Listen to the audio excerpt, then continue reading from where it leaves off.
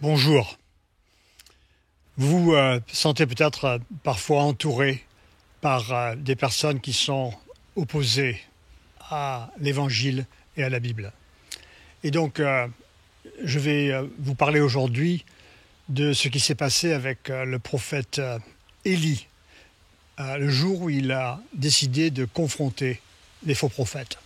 Alors, l'anecdote décrivant cette confrontation avec ces faux prophètes illustre en fait que Dieu lui-même intervient par grâce afin d'amener son peuple égaré et livré à l'idolâtrie à se tourner à lui.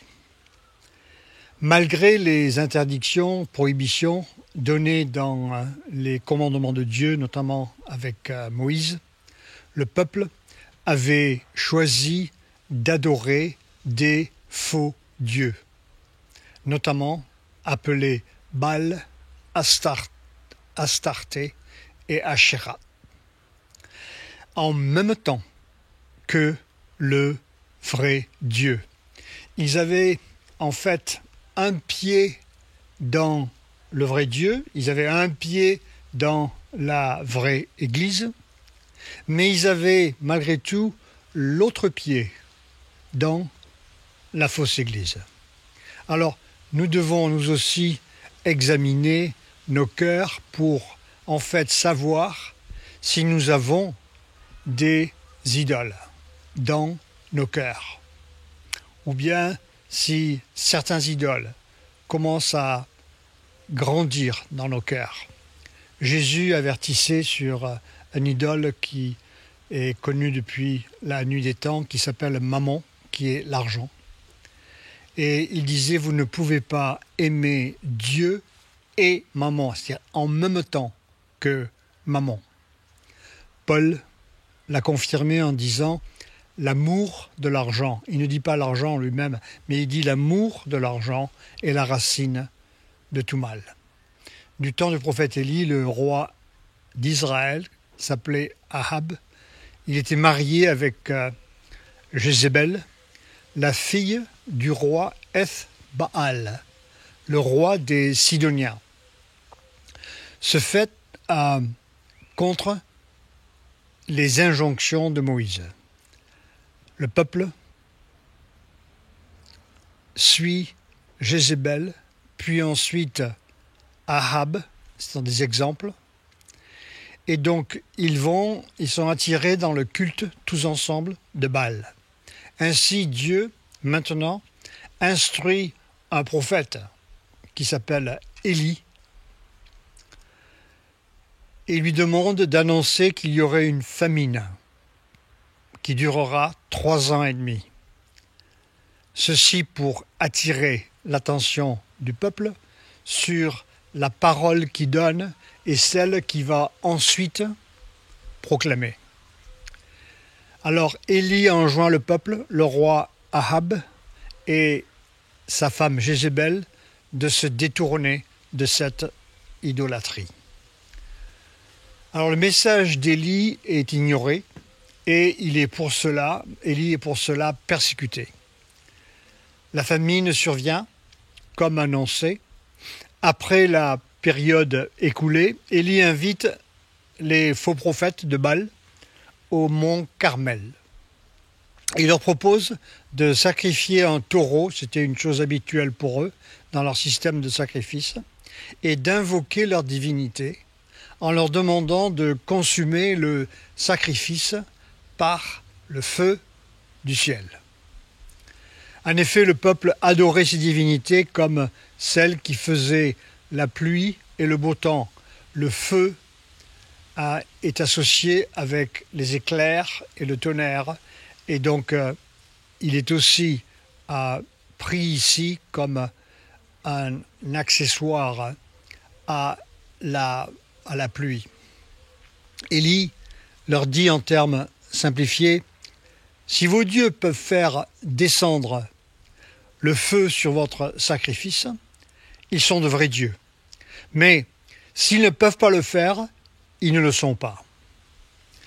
Alors ils sont réunis là, au Mont Carmel, il y a 450 prophètes de Baal qui invoquent en fait en vain leur divinité pour faire descendre le feu sur leur sacrifice. Malgré qu'ils finissent à faire des incisions sur leur corps pour faire couler du sang, ils n'y arrivent pas. Alors voici ce que maintenant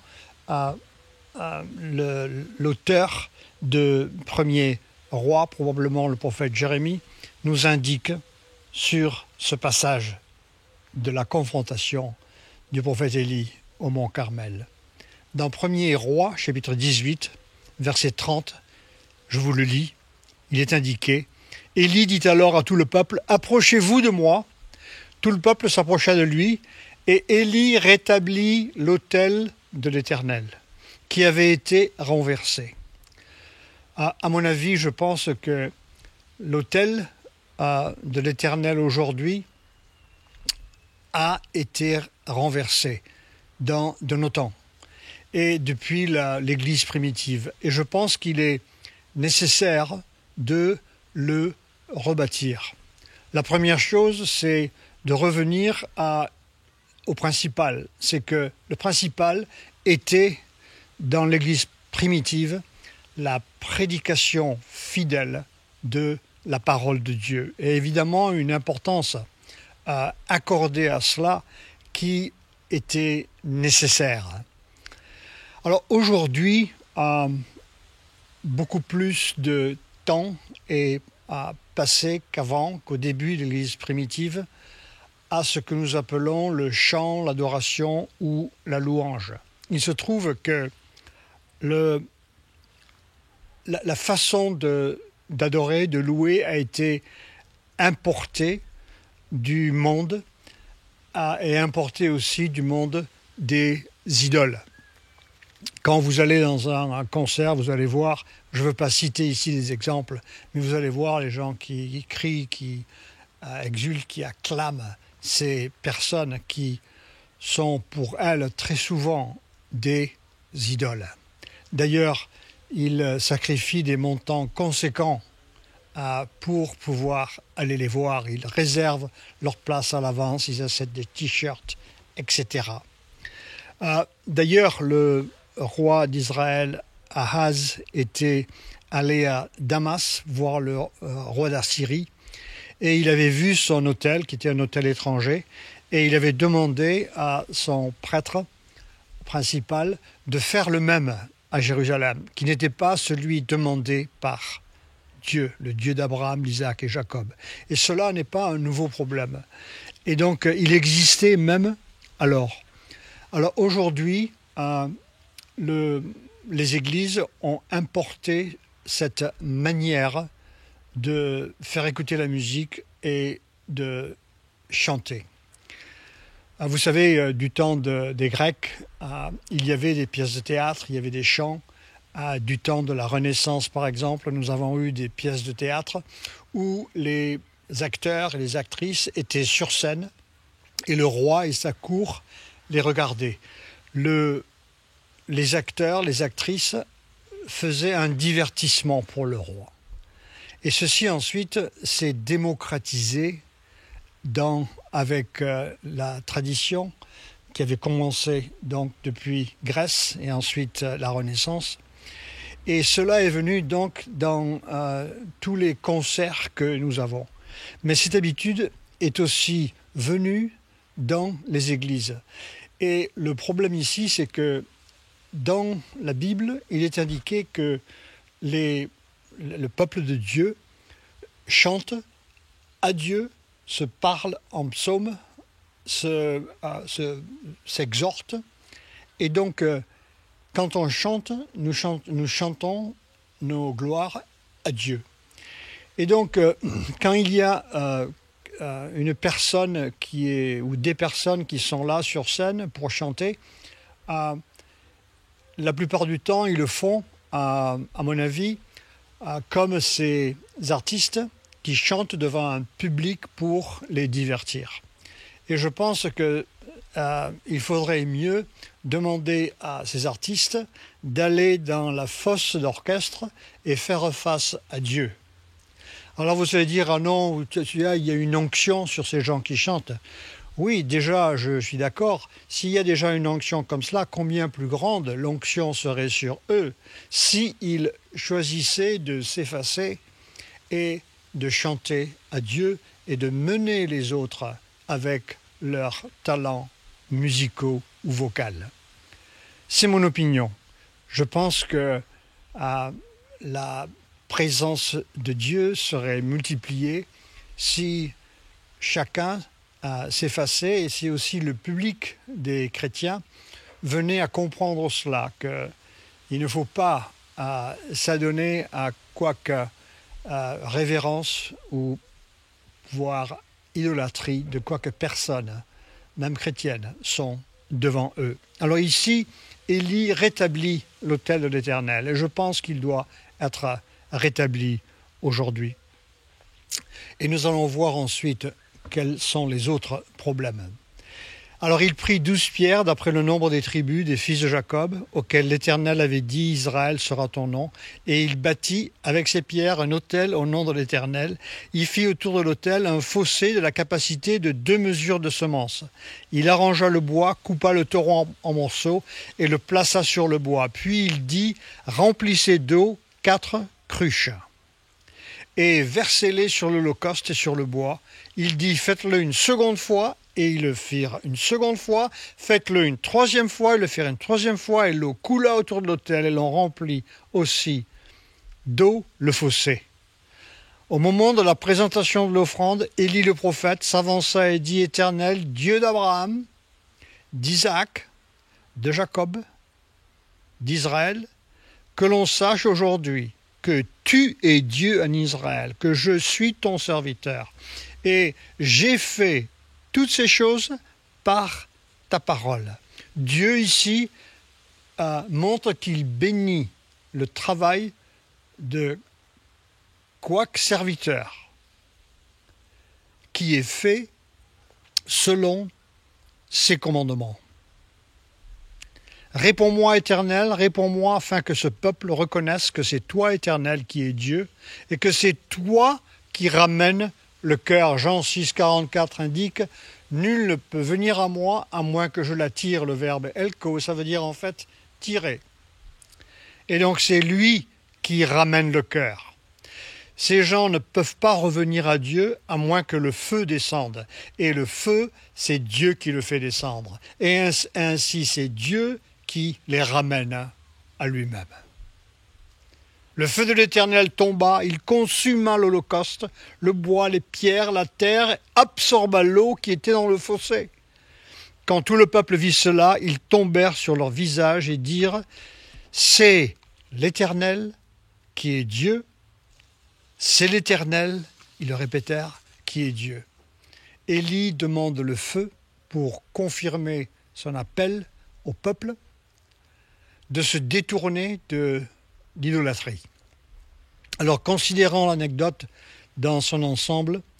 Depuis le début de la famine que le prophète Élie avait annoncée, jusqu'à la descente du feu 3 ans et demi plus tard, on réalise que Dieu amena cette famine avec pour but de détourner les cœurs vers lui.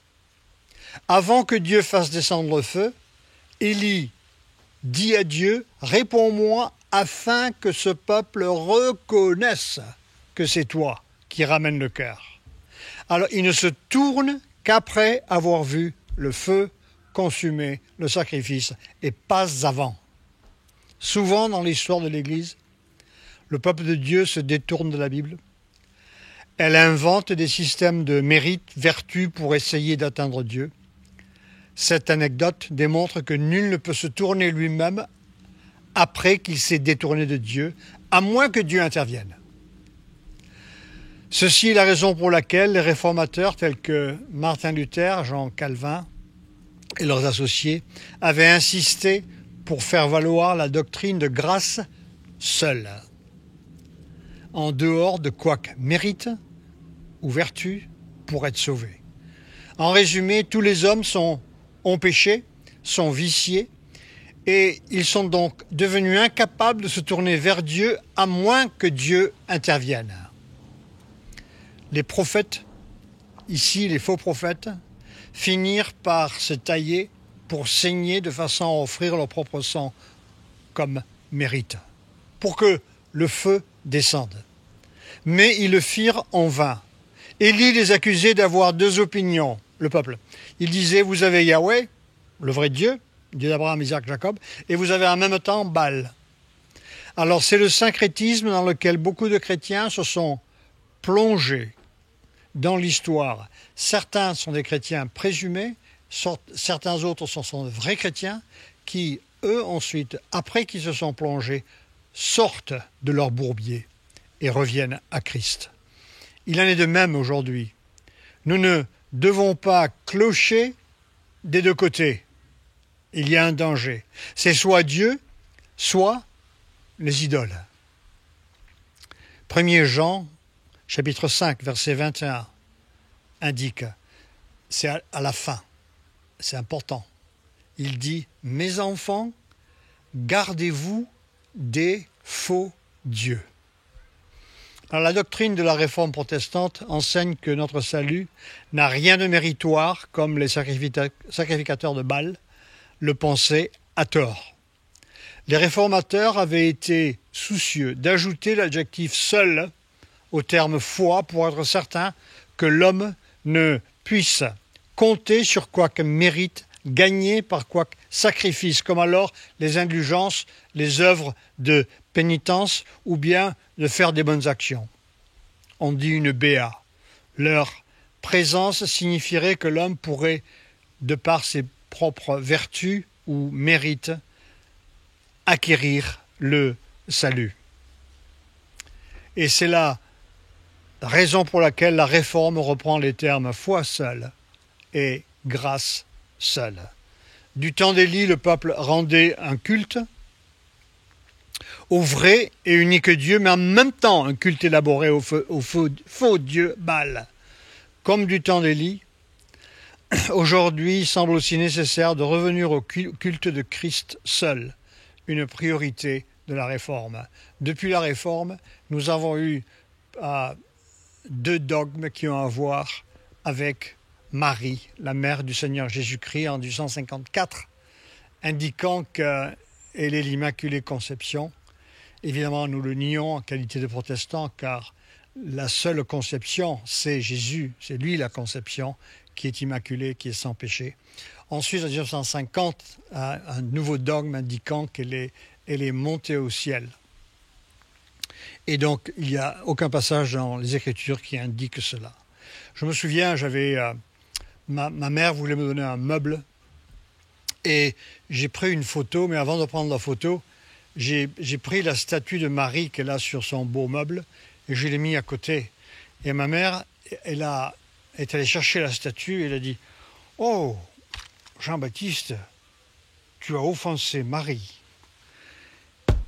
Ceci pour vous dire que dans la tradition catholique, il y a quand même, à cause des prières qui sont adressées à Marie, à cause de son intercession, le fait qu'elle soit médiatrice, qu'elle soit mère de l'Église majuscule M, que maintenant elle est adressée comme une divinité. Et cela pose un problème. C'est pour ça qu'il faut revenir à ce que la Réforme a dit, c'est que nous adorons Christ seul. Revenons maintenant à notre texte. Après 3 ans et demi, sans une goutte de pluie que le prophète Élie avait annoncé, le miracle du feu qui descend sur le sacrifice d'Élie confirme que le message qu'il a annoncé et qui a été prêché vient de Dieu. Il faut voir que le feu des vrais réveils confirme que leur descente même est déjà un miracle. Car il n'y a qu'un seul Dieu qui l'opère et qu'un seul Dieu qui le provoque, qui est le Père, le Fils et le Saint-Esprit. Et c'est lui seul qui tourne les cœurs. avec une intensité de feu. Les 12 pierres qu'Élie met pour bâtir l'autel rappellent que Dieu était bien le Dieu unique d'Abraham, d'Isaac et de Jacob, et de ses 12 fils, et que le peuple s'était détourné de ses commandements. Elle rappelle aussi que Dieu avait fait une alliance, une promesse, qui s'accomplirait, qu'une multitude serait issue d'Abraham. Cette promesse est mentionnée par Paul dans Galates chapitre 3, et nous sommes, nous aussi, par la foi, des héritiers, des descendants d'Abraham, par la promesse qui a été faite. D'autre part, l'heure à laquelle le feu descend, il est indiqué à l'heure du sacrifice. C'est l'heure du sacrifice au temple. Il lie l'événement au temple que Dieu avait instruit à bâtir à David et Salomon, et aussi le sacrifice au mont Carmel. Nous devons aussi, nous aussi, revenir au commandement de Moïse et d'Élie. Revenir aux Écritures et aux Écritures seules. Nous pouvons mieux comprendre l'efficacité de la prière du prophète Élie, sa compréhension de la volonté divine et la relation étroite, intime qu'il a avec Dieu quand on considère ce que Jésus a dit à ses disciples. Il a dit dans Jean 15, verset 7, « Si vous demeurez en moi », ça veut dire l'obéir, « et que mes paroles demeurent en vous », c'est-à-dire faire ce qu'il nous dit de faire, « demandez ce que vous voudrez, et cela vous sera accordé. » Dans Jacques indique dans son chapitre 5 que la prière du juste est capable d'accomplir beaucoup. Et il parle d'ailleurs du prophète Élie dans ce passage, qui avait demandé à ce qu'il ne pleuve pas pendant 3 ans et demi. Et ensuite, il avait demandé la pluie 3 ans et demi après, et la pluie vint. Alors si nous souhaitons qu'un feu spirituel dont nous avons besoin descende sur l'Église aujourd'hui, comme Dieu l'avait fait descendre pour Élie, nous devons revenir à Dieu en passant par les valeurs de la réforme protestante qui étaient revenues aux enseignements des apôtres, de Jésus et des prophètes de l'Ancien Testament. Dieu ne change pas.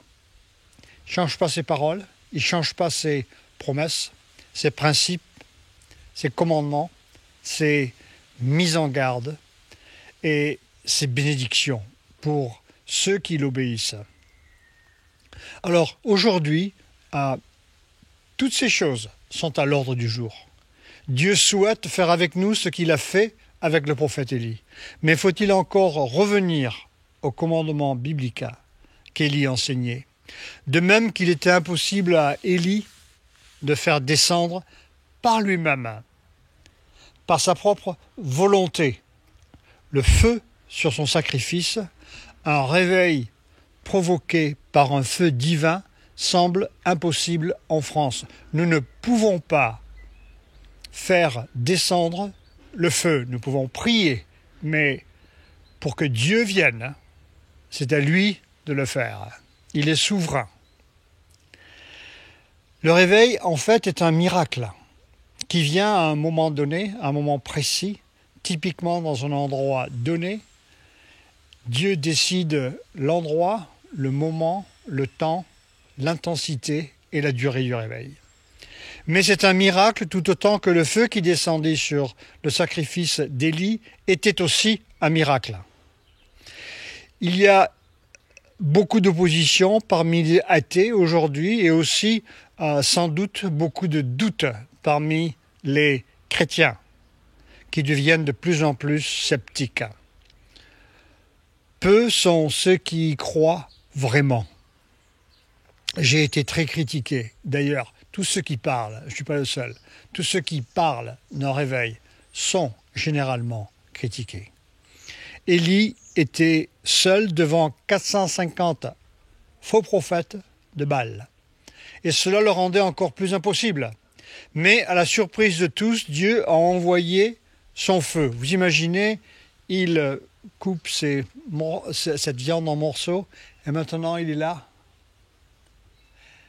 Il met de l'eau 3 fois, et il est là, descend,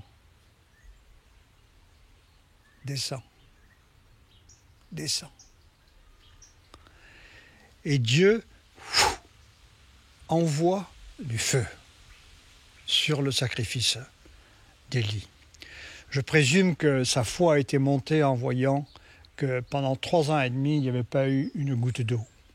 Sa foi a été montée aussi en examinant les Écritures, qui étaient infavorables aux pratiques des faux prophètes de Baal.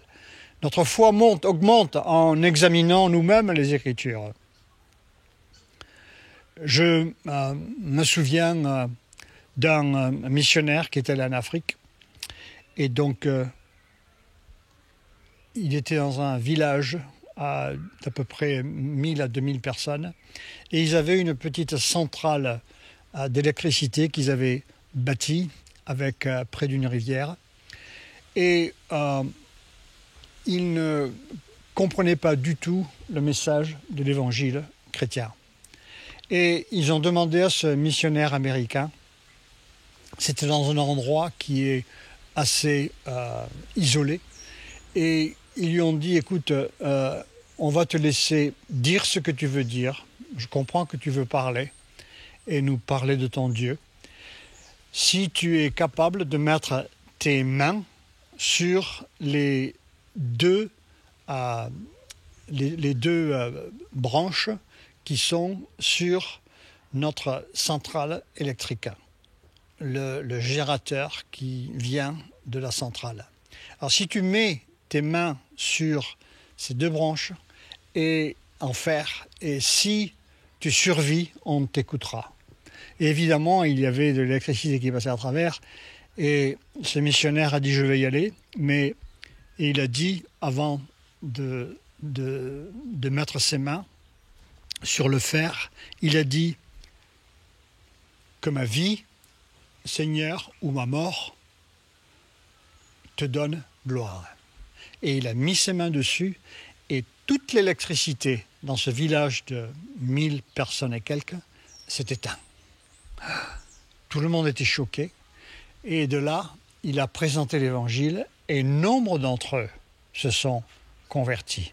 Pour dire qu'il y a, aujourd'hui, c'est typiquement des guérisons, des prophéties, des démons qui sont chassés, parfois des morts ressuscités, mais ce miracle ici est de l'ordre de l'Ancien Testament ou du temps de Jésus. Et c'est un miracle qu'on m'a rapporté, et je l'ai de sources sûres. Et cela s'est passé il y a à peu près une cinquantaine d'années. Ensuite, comme pour Élie, la descente de Dieu par un feu divin dans un réveil confirmera que le message auparavant rejeté est en fait biblique, et correct et approprié pour les personnes qui l'entendent, alors qu'ils ne reconnaissent pas avant l'erreur et l'idolâtrie dans laquelle ils sont impliqués. Jésus a promis que jusqu'à ce qu'il revienne, il mettra sur nous la puissance de l'Esprit, comme au début à la Pentecôte, avec le même feu, le zèle que rien n'arrêtera, comme pour Élie, le feu divin de l'Esprit est descendu sur les apôtres. Nous voyons dans Actes 4, 31, après que les apôtres sont persécutés et sont interdits de prêcher, ils demandent à nouveau la puissance de l'Esprit. Alors nous devons nous aussi le demander, de même qu'Élie avait demandé que son message fût confirmé par une démonstration de puissance. Les apôtres l'ont demandé aussi.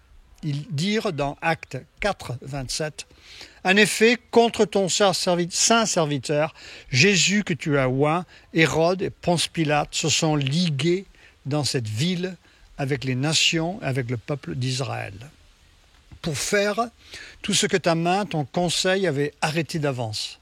Et maintenant, Seigneur, vois leurs menaces et donne à tes serviteurs d'annoncer ta parole avec une pleine assurance, en étendant ta main pour, je répète, c'est ta main, pour qu'il se fasse des guérisons, des miracles, des prodiges par le nom de ton saint serviteur Jésus. » Quand ils eurent prié, le lieu où ils étaient assemblés trembla, et ils furent tous remplis du Saint-Esprit. Et ils annonçaient la parole de Dieu avec assurance. Nous devons reconnaître que l'Église d'aujourd'hui a perdu une partie de la puissance de l'Esprit quand elle proclame la parole de Dieu. Elle serait plus écoutée si elle était soutenue, confirmée, appuyée, comme avec Élie et les apôtres et les disciples, par la puissance de l'Esprit opérant des signes, des miracles et des dons du Saint-Esprit. La plus grande partie de l'Église, à travers son histoire, a inventé des tas de raisons pour justifier de ne plus faire ces choses. Et je n'ai pas ici le temps d'en parler. Mais en fait, il y a beaucoup de raisons. Et ceux qui essaient de les pratiquer sont soit mis à l'écart ou décrits comme dans l'erreur, ou bien dans l'apostasie.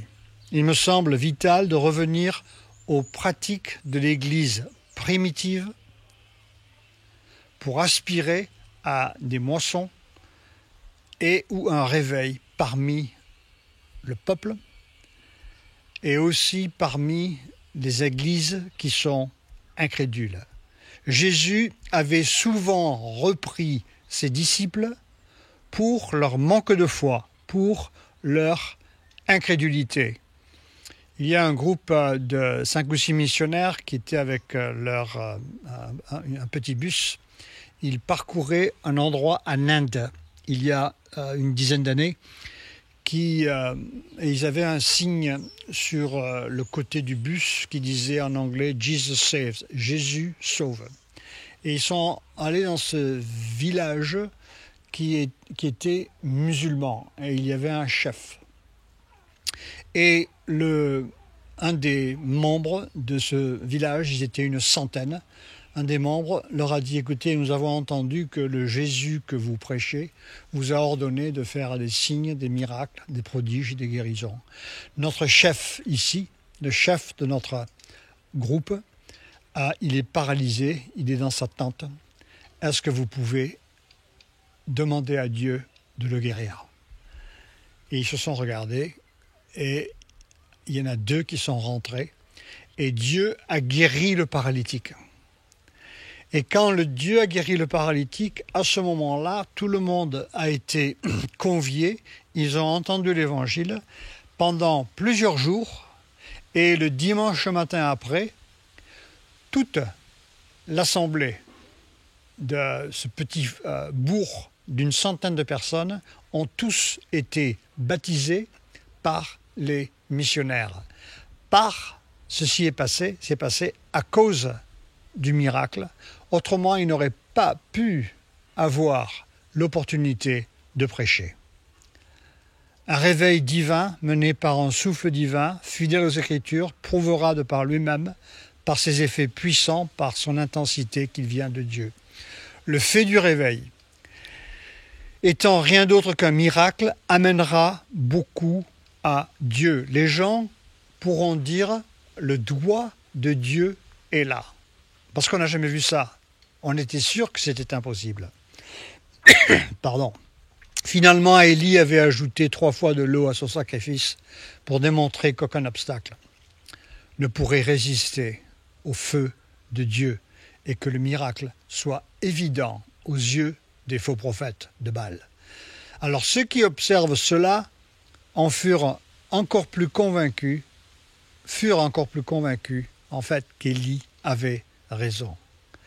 Alors, comme l'eau abondante versée sur le sacrifice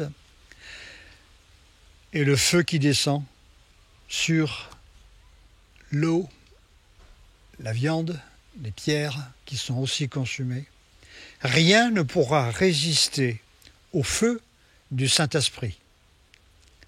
Maintenant, car le Christ a versé son propre sang, comme il l'a promis, il sera fidèle pour déverser abondamment la puissance de son Saint-Esprit en nous pour que nous puissions connaître le feu de Dieu.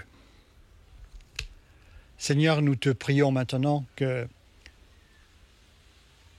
nous puissions voir la puissance du Saint-Esprit descendre sur nous et voir un réveil, une moisson, et que ce qui est impossible à l'homme, nous le savons, est possible à Dieu. Nous prions que par ce message, tu puisses ouvrir les cœurs, convaincre les sceptiques et encourager ceux qui sont optimistes. Et que tu puisses continuer à nous donner par ta parole, par ton esprit, un grand encouragement, une édification, que tu nous donnes aussi chaque jour l'envie, le désir et la joie de te servir. Au nom de Jésus-Christ. Amen.